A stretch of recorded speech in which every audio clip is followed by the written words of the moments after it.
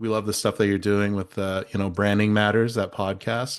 Thank I actually you. was just listening to that episode you released last night with Anastasia and Mercedes, who are like 17 and have accomplished way more than I've done as a 41 17 year and old. 15. Yeah, that's And they, wild.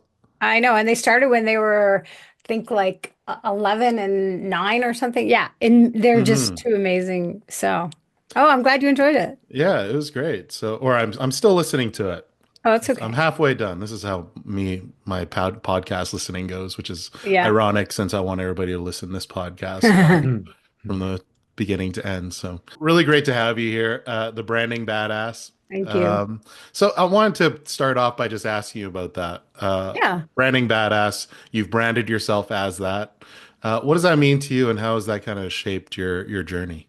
Yeah. Well, thank you for asking and thank you for inviting me to be here. First of all, I'm really excited. It has changed everything. I mean, I I share my story, so this is something I share a lot. You know, my own personal journey. I went through challenges in my career, and I hit a point where 2015, I guess, was really the pivotal year for me. 24, I'll just back up. 2014, first of all, was my best year business wise. I was at the top of my game.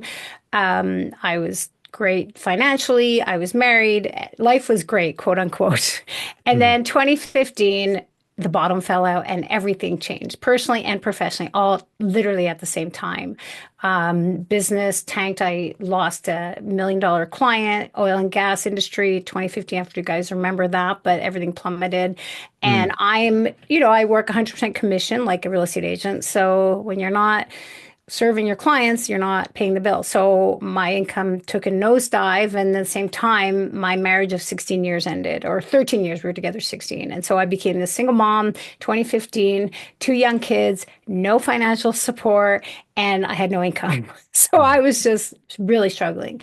And I tried different things to get myself back up. But, I'm very transparent about this. When you're trying to rebuild your business, but emotionally you're not in a good place, my self-esteem took a huge nosedive. It's hard to go out there and try to rebuild your business and talk to people because you have no self-esteem, right? So I was really Hmm. struggling emotionally to build my business. And I tried a side gig for a while because literally people would say to me all the time, Julie, how are you doing this? And I had no option. I had two young boys that I had to take care of financially. So anyway, so the reason I'm bringing it up is because then I read this book and I struggled for many years mentally and personally and professionally. And then I read this book by Jen Sincero called You Are a Badass. You might have heard of it. And in the book, and it was a New York Times bestseller. And she basically talks about mindset and how you can do this. You're the only one that can turn your life around. And it was kind of a self-help book, but it was really great. She was very candid and very she was so I thought, okay, she said I was a badass. I'm a badass. And nobody's going to save me. Nobody's going to pay my bills. It's up to me to pay my bills and take care of my two boys. And so then I thought, okay, I'm a badass. And then I thought I need to start over. And because I have a background in marketing and branding and advertising, I thought I'll call myself the branding badass. So that's how branding badass came to be. Yeah, I love I love your story of resiliency, perseverance. I think a lot of folks can relate to that. Did you Thank you. depend on, you're from Calgary, correct? No, originally from Montreal, but I've Originally been from here. Montreal. Yeah, but I've been here since 94, so long Oh, time. okay. Yeah. So, was there a lot of tell me a bit about how you kind of maybe leaned on the community a bit.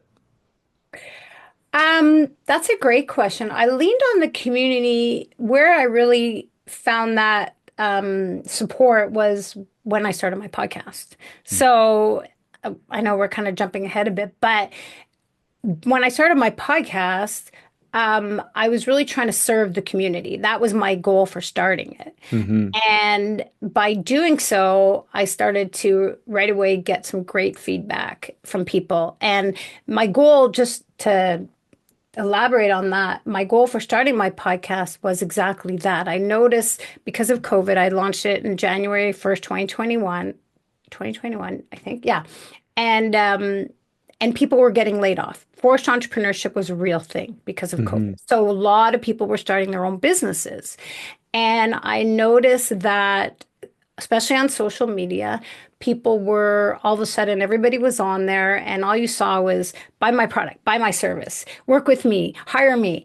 And then I did this presentation. I was invited to do this it was a women's networking group, and I was invited to do this presentation.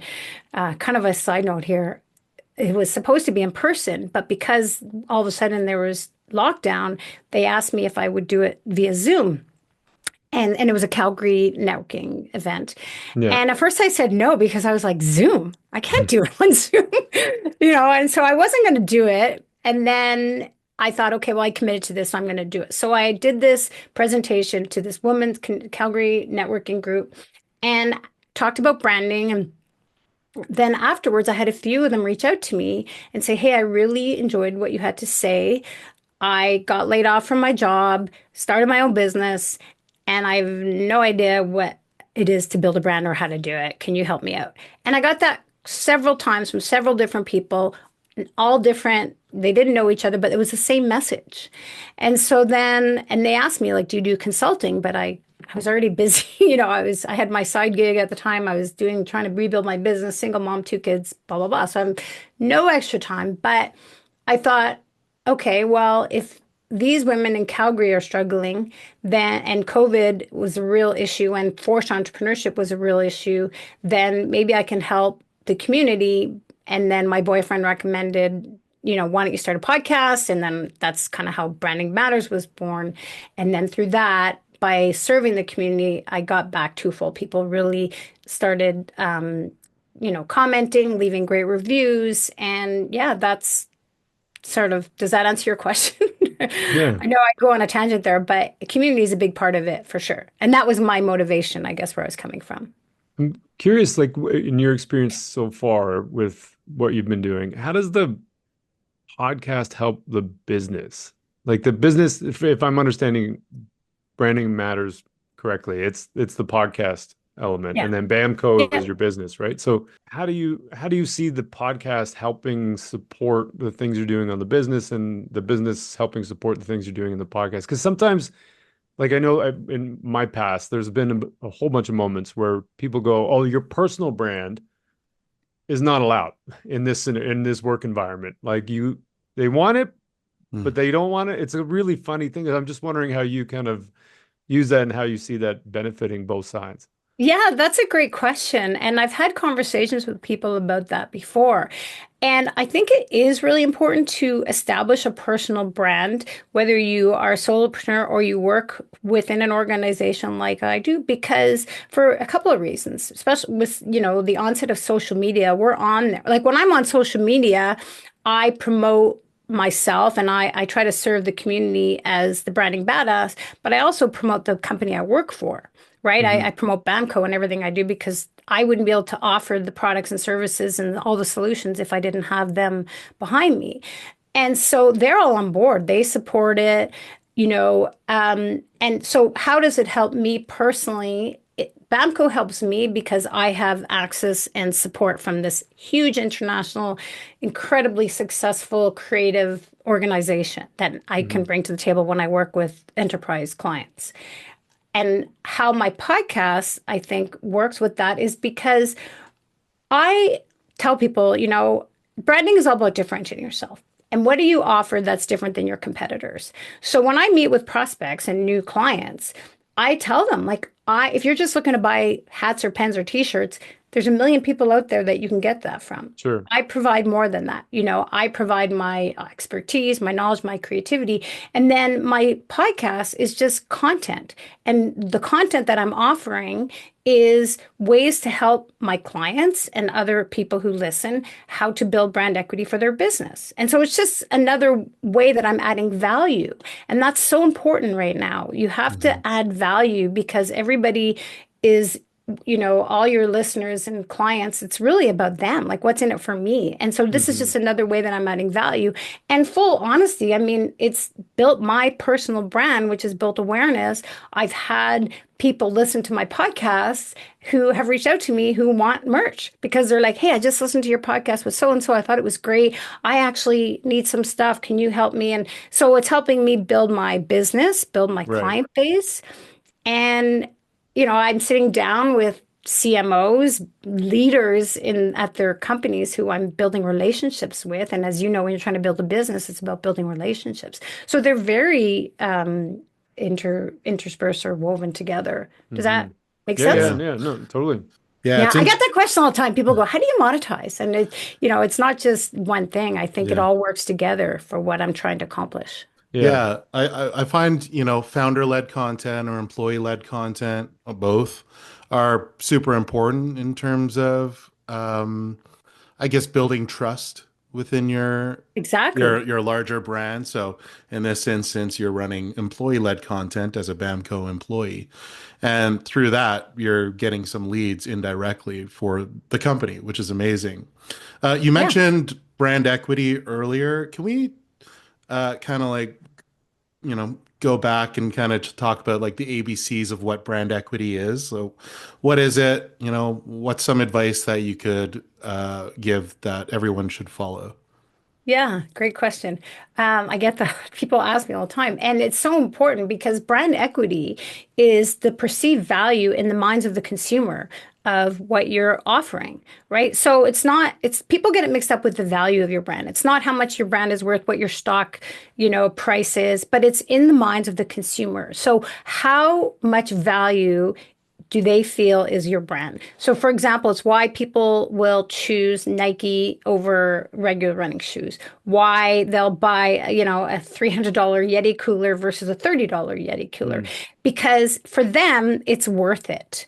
And that value, how you build that value. And that's why I say in my podcast, how to help you build brand equity for your business. Because when you have that brand equity, then you can charge more, you create loyal fans, and you stand out from your competitors and you become a category leader. And when someone wants a tissue, they say, pass me a Kleenex. And when someone Mhm. wants a cola, they say, can I have a Coke? Or if someone says, they want running shoes, they want Nike or an iPhone, Yeah. right? How many times do you Mhm. hear, where do you have an iPhone? And so that equity is so valuable, but it takes time to do. It takes time to build. And there's different ways that you have to do it. You have to build awareness. I always say, how are people going to know to do business from you or to buy from you if they don't know you exist? So you Mhm. have Yeah. to build awareness first. So how do you build brand equity? Well, first you have to build awareness. People have to know you're there. And then you mentioned you have to build trust. And how do you build trust? You build trust by being consistent and being consistent on all the touch points, right? Being Mhm. consistent in your branding, in your merch, where I come in your on your website, your customer service. So when all your touch points are consistent and you're building that trust, then that's how you're going to build loyalty. And people will then pay a little bit more because they know they're going to have all those things that they need to feel good. Because branding is not about you, it's about the customer. It's about Mhm. how I feel when I experience your product or your service. Yeah, the irony in that is I'm currently wearing this soccer jersey. I don't even know who the team is, but there's an Air Jordan. Paris FC, I think. Yeah, Yeah. there's an Air Jordan logo on it. I'm like, oh, I gotta have it because I love Air Jordan brand, Right. Oh, right? yeah. Yeah. It's funny you say that. My boyfriend is a huge soccer fan, and he is a fan of Arsenal's. And I mean, you should see his wardrobe. Mhm. I mean, it's head to toe Arsenal's. But that's ultimately fan-based loyalty. And Yeah, and right. he'll pay, not only will he pay through the nose, but he'll order it from Europe and pay for, like, people will do everything when they covet something and they have to have it. It's all emotional based. So, yeah. Yeah, I agree. There's something to be funny. There's something to tie in sports loyalty with brand loyalty, right? Like the Toronto Maple Leafs, Absolutely. they usually lose in the first round of the playoffs. Yesterday they won, They and won. they won. I know they're going Uh, they're going ahead, which is wild to me. yeah. And I'm not a Leafs fan. And actually, my Okay. favorite part about hockey is when they lose. That's But so the funny. fact that they've lost all the time, but they've got this loyal fan base doesn't 100%. doesn't matter what happens with them. They'll stick with them. Yeah. day in and day And that out, right? and that's why athletes are often used, as influencers and in marketing campaigns and paid, millions of dollars to represent brands because they know that there's that fan loyalty and fan base with athletes specifically in sports, right? Whether it's a team or an individual. And so I think when businesses almost can emulate that, that's where they want to build that same fan base and that loyalty. Yeah, interesting metaphor. Yeah, for sure. Yeah. Yeah. Uh, how do you Yeah. see? Oh, sorry, Mark. Go ahead. No, no, there's so many things I want to chat about on that Yeah. Yeah, one. But I good. love it. um, maybe like I agree with the brand equity thing, and I agree with it's interesting with the celebrity component. Um, the one thing that kind of came to my mind as you were saying that, thinking about Bamco and what you did, I had this experience once where I was at a conference and they had branded merch and stuff there, and it was one of those things where it was almost like this symbol. Like I got a t-shirt and I was like, oh, this is super cool. Like I really am proud to be wearing this because it's like, I went to Disneyland, so to speak, and I got the Mickey Mouse hat kind of thing. Like it was Yeah, almost like an epitaph that I was there. Um, for and it sure. was interesting. I had this one experience where we got on a bus and it was a super exciting moment. And as we were driving away, I was like, oh, and I looked out the window. There's a logo of the conference on the bus window. I'm like, oh, that's so interesting that you can place a logo in a moment where people are going to be excited or Hmm. whatever emotion it is. And I often thought about that with branded product. Like it's the logo will travel. It's not just that it's on the product, it's on on a TV set, but you bring it with you. And I kind of wonder if there's any like emotional connection that you see when you're talking about branded product and linking the brand to emotions.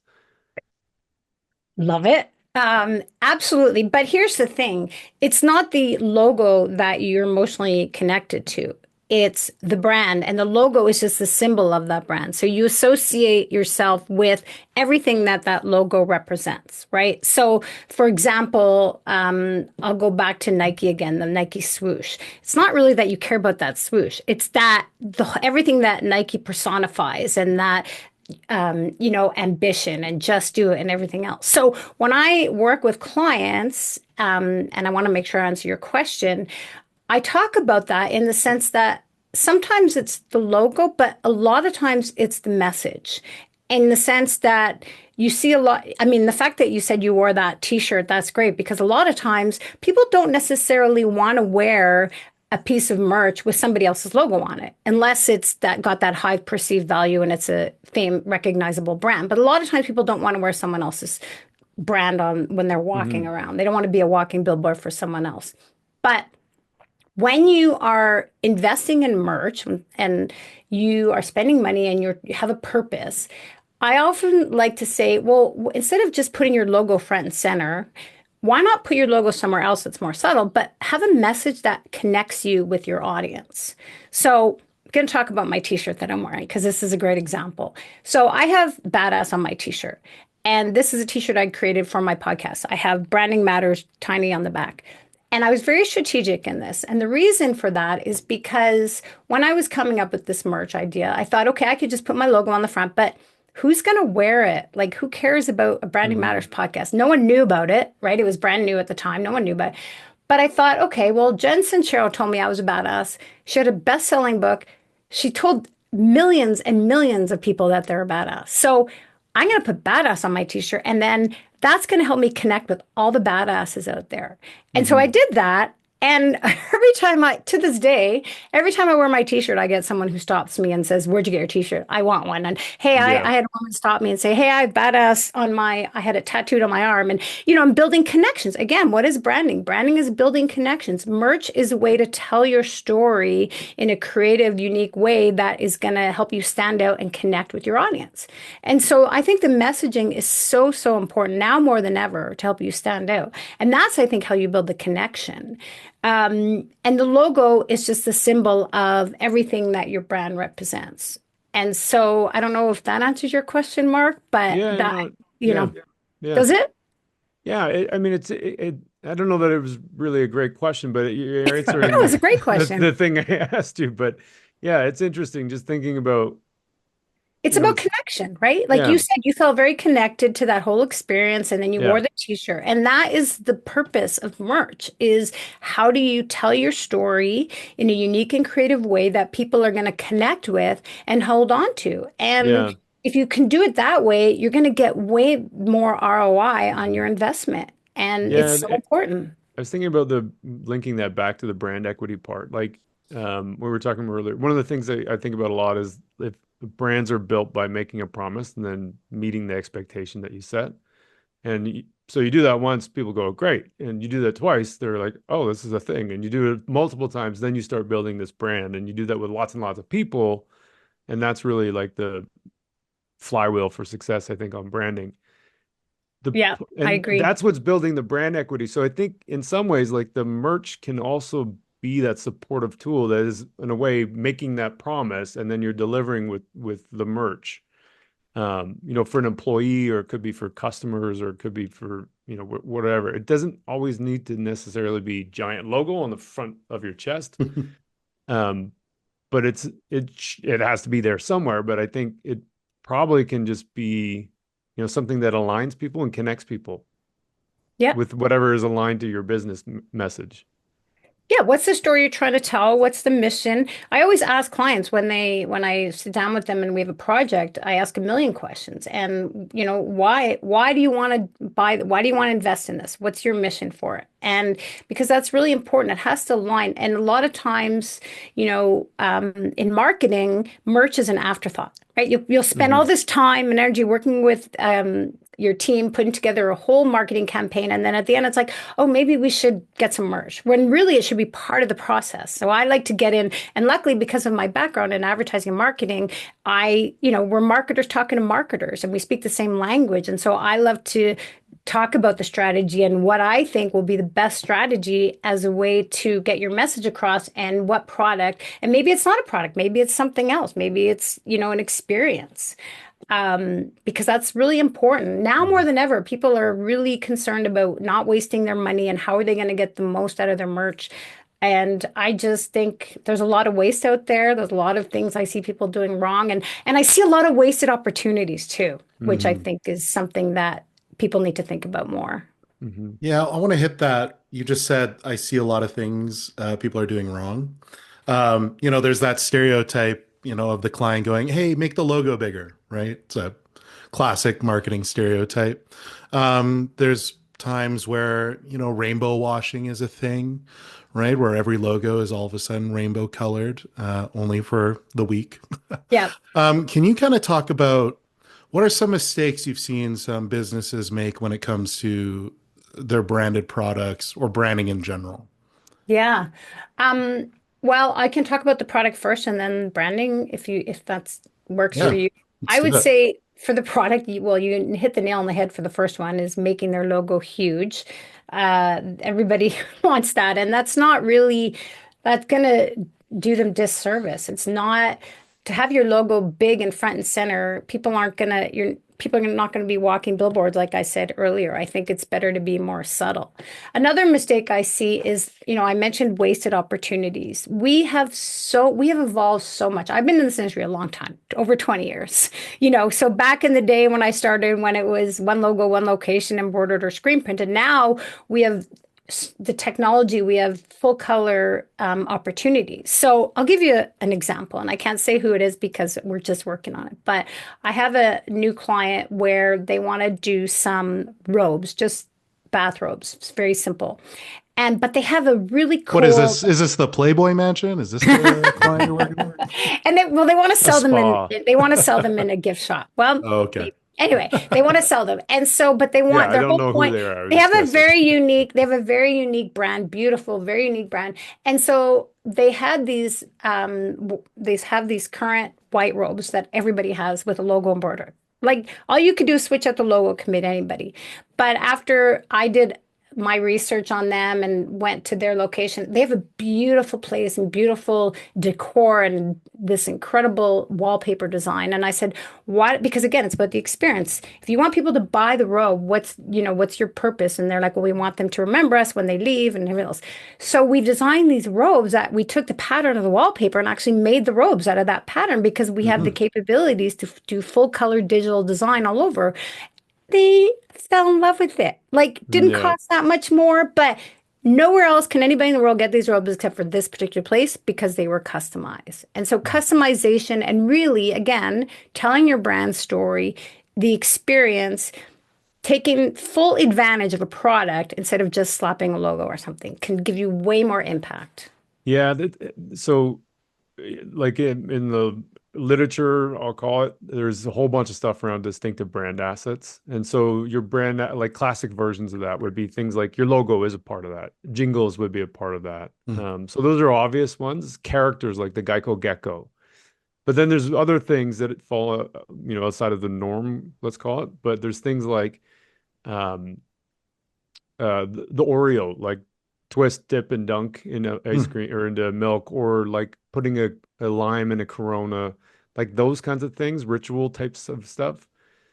And so the wallpaper being a physical distinctive asset in their location is actually a distinctive asset for them. And so linking the product that you got that you're taking away and then reminding people of what was inside the store is another way of building that brand and leveraging the distinctive assets that the Yeah. company may or may not even realize that they had Yeah. until you discover it. It's super interesting that you Absolutely. And that's where, so absolutely. And that's where merch comes into it because we can do so many amazing, incredible, creative things that we couldn't do before. And so when I see these missed opportunities, it's like, well, you can do this. And I'm doing that for a bunch of different clients. When I meet with them, I'm always so enthusiastic because I'm like, what about if we do this? And they love the ideas. And again, it distinguishes them from their competitors. And it's at the end of the day, you want people to love what you give them, whether they're selling it or they're giving it away, and use it and wear it because that's the longevity and that's where you're going to get more return on your investment for that product. Yeah. Then, so not taking advantage of the medium, putting their logo too big. I would say another thing too is, not, I don't know how to say this, but I'll just say it, I guess. Don't buy cheap crap. Like, let's just be real because Yeah. you want your brand to be known as this perceived high quality, you're trying to build brand equity and you give out cheap stuff or items that break or are not good quality. That's a direct reflection of your brand and your story. So you have to make sure. And again, I get budgets. We all have budgets. So how do you maximize that budget? I had a client once and they wanted to order leather gloves it was up in the oil and gas fields and they wanted like 500 leather gloves, but they only wanted to spend $10 a glove. And I said to them, no, you cannot buy $10 leather gloves because they will be crap. And then it's going to you're going to end up shooting yourself in the foot. Instead, let's take that $10 and find something of really good quality and value and use, but at that $10 price point, that's going to work. And so then I ended up doing something else that they love. So yeah, you have to think about whatever your budget is. Don't try to get champagne on a beer budget. Instead, work within your budget and maximize it and get the best solution that's going to work within that budget, but still give the best value and quality. So that is a big one because, yeah, if you want leather, we know, right? Leather, you want good quality leather. If you get these cheap, crappy leather gloves, you're going to throw them out or they're going to rip after one use. So, yeah, don't skimp on product specifically. Yeah. Can you talk about the ROI of branded merch a little bit? Just, let's say you're spending $10 on a product, whatever that product might be, and they're like pens, for instance. Yeah. How do you track the ROI on that? Like, are you just like you hand the pens out, are the metrics that you get a call from this person? Well, I don't think I think you can say that about, you can tie it in the same, I mean, it's marketing, right? Just like marketing is marketing. traditional advertising, whether it's digital or television or radio or any kind of traditional marketing, billboards. It's just another way of marketing, but the benefit of it is it lasts longer. So it stays in the consumer's hands or they wear it Mm. for years. And so lasting visibility. So you get way more views on something when it's a tangible item. Mm. Now, the exact ROI, I can't tell you, Yeah. exactly Yeah. because I don't have that information, but I will tell you, I mean, it just the visibility of something when it's done right will last forever. So your investment, if you invest, let's say, and I'm just making up these numbers, but you have $50,000 and you invest it on a billboard campaign, and the billboards are out and they're all over the city for, let's say, I don't know, a month, and then they're down and then they're gone. And you take that same $50,000 and you invest it in a really cool project, merch program for a company, and they invest in it, and people are walking around wearing the cool stuff that that you bought for years. Yeah. Yeah. And sometimes people hold on to things, especially if they love them. Just think about the return on that. Yeah. So that's sort of an intangible way of saying it, but huge return if done right. I have to emphasize if done right, because if done wrong, you've just thrown money down the drain and Well, things are going to and go in the to your garbage. point about buying garbage stuff too, like if you don't get that longevity, you don't get the repeat usage if the first time I Yeah. put the shirt on, all the stitching comes apart. Like Or it's rough, right? It's yeah, not yeah, a soft t-shirt. yeah. T-shirts, there's yeah. So if done right, it can be a huge return. I mean, how cool would it be? Think about if you spent money on a campaign on really cool merch, and you bought all this product, and then 5 years later you're in London and you see someone wearing, a piece of your, Totally. it happens, Yeah. right? It's People funny. will There's wear that that. coffee shop in Canmore. Oh, I'm drawing a blank on the name. Anyway, that's a thing. Like they have people that bring their coffee cups around when they travel, like just a regular paper cup, even sometimes. Oh yeah. Yeah, and they'll just take photos like wherever they go traveling. And Yeah, it's it's become this amazing. thing, yeah. And I'm sure they have other kinds of cups that they're selling now, so people can do that. But yeah, it's really interesting that people would be in like Nepal on the top of Annapurna, and Right? they're like Mhm. taking a picture with their coffee cup. Yeah, it builds community. It builds community. That's another thing. Yeah. You mentioned when you mentioned the outdoor out of home campaign, just in that the last question that Derek had asked you, it Yeah. got me thinking. There's this like a campaign that I remember seeing, like a case study from a long time ago now. It was so cool. It was Jay-Z and Bing did this thing together when Jay-Z's book came out. This is like 10 years ago now. But the campaign was like a really amazingly integrated campaign to promote his new book and talk about his life story. And so they had billboards like in areas where some of the songs were written, saying the song was written here, kind of Hmm. thing. And he had like the bottom of a pool for the song Big Pimpin' was all had the words written out on. Yeah. And then there's jackets and stuff like that that were part of in a jacket he wore in the video. It was part, and then I think the words were written on the inside. So I was just thinking about like, have you seen any cool campaigns like that where they're integrating merch into the campaign execution? So it's almost a channel. Well, yeah, we've done a few. It's funny that you mentioned that. So I don't know if you remember Super Bowl last year, the Dunkin' Donuts, the Ben Affleck and Oh Ben yeah, yeah, yeah, yeah. did Bamco did those. Oh no way. Oh, So cool. yeah, so we did, they were like the full body, I don't know what they were, pajamas or the full suit. Yeah, So the tracksuit kind of thing. yeah, yeah. So that we actually do a lot of that kind of stuff. We did one for MetLife actually recently. So Hmm. MetLife had, and this was an internal project, but it was telling the whole story because MetLife, they wanted to give their employees recognition at the end of the year, and they wanted to energize all their employees. And so we came up with this campaign that was a tech set, and it was all eco-friendly. But what was cool about it is that with the tech set, they were giving out, there was a QR code. We talked about experience. And when you clicked on the QR code, it would take you to a website where it talked about all the trees that were saved, the land that was saved. And the employees felt this sense that they were part of this Hmm. environmental exercise that the company was doing. And so it built that customer loyalty, sorry, not customer loyalty, team pride, and everything else.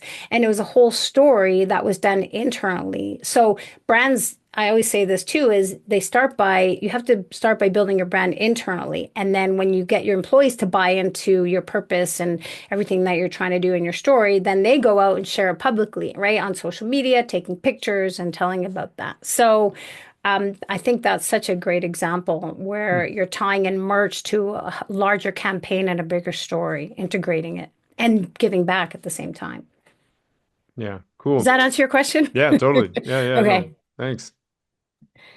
Yeah, I mean, it was quite amazing. Yeah, before we end this off, Mark, I don't think I've ever heard you say big pimpin' before, so that was funny. Julie, where can we hear your podcast? What's it called again? And like, where can we follow you? What are you excited about? What would you like to celebrate? Let us know.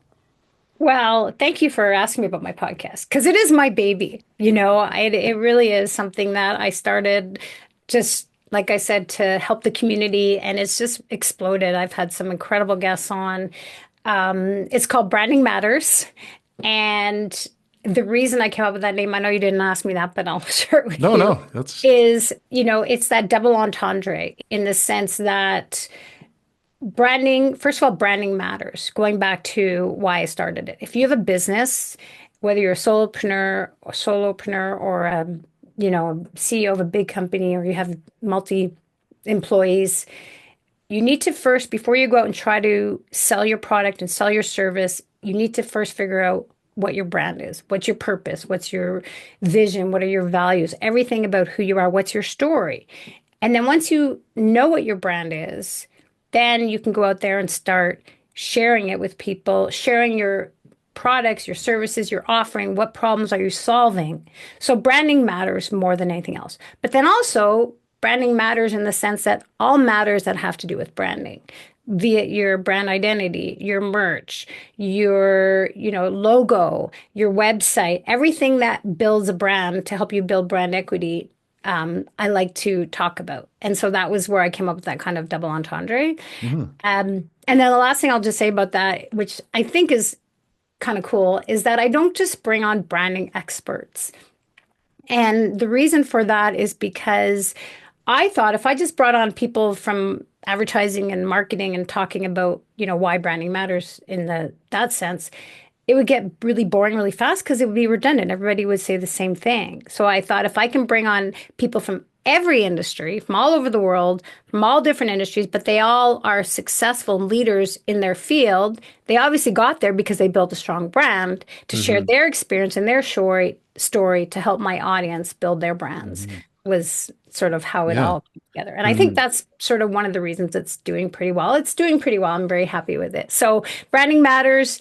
And you can really download it wherever you listen to podcasts. It's Apple Podcasts, Spotify, wherever. So, yeah. Yeah, and you're not just interviewing people of every industry, every location, but you're also interviewing folks of every age group, because Yes. your latest episode has those two young ladies from Small Bits of Happiness here in Calgary, Anastasia and Mercedes, I believe their name is. Yeah. And they're like 17 and 15 years old, which blows Yeah. my mind that they've accomplished so much Yeah. at that age. And I'm 41 and I'm still trying to figure out what I want to do as an adult. But yeah, They were so impressive. yeah, it's amazing. The Yeah, stuff that you're thank doing. you. Okay. And then talk about BAMCO a little bit. Where can we find that? I will, but I want to, sorry. Oh, sorry. I'm sorry. No. I just want to touch on that because you're absolutely right. When you say all age groups, I mean, they for sure were my youngest, but I also interviewed Alan Weiss, who at the time was, I think, in his late 80s. And I don't know if you have heard of him, but he wrote this amazing book. Oh God, now it's going to escape me. The $1 Million Consultant. And it was it's been one of my most downloaded episodes. He is phenomenal.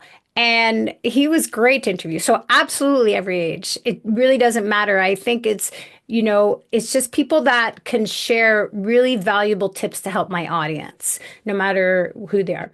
And then BAMCO, thank you for asking me about that. So we are, as I said, we're not like any other company in the sense that yes, we do provide brand and merch, but more than that, we provide solutions. Like we do awards and recognition, we do custom uniforms, we do print, we do packaging, trade shows. So we do it all because it's really about solutions. So I don't tell people I sell stuff. I say I help businesses build their brands. And this is my unique way that I can do that through all these ways. And so you can reach out to me, Jay Goodson at bamco.net, BAMKO, or on LinkedIn at Jolie Goodson, or on any social media at Branding Badass, because I am the only branding badass out there. It's awesome. Amazing. So, yeah. Thanks, Jolie. This has been great. Well, you guys have been amazing. And I just want to say to both of you, congratulations on this podcast. You're doing great things for the Calgary market.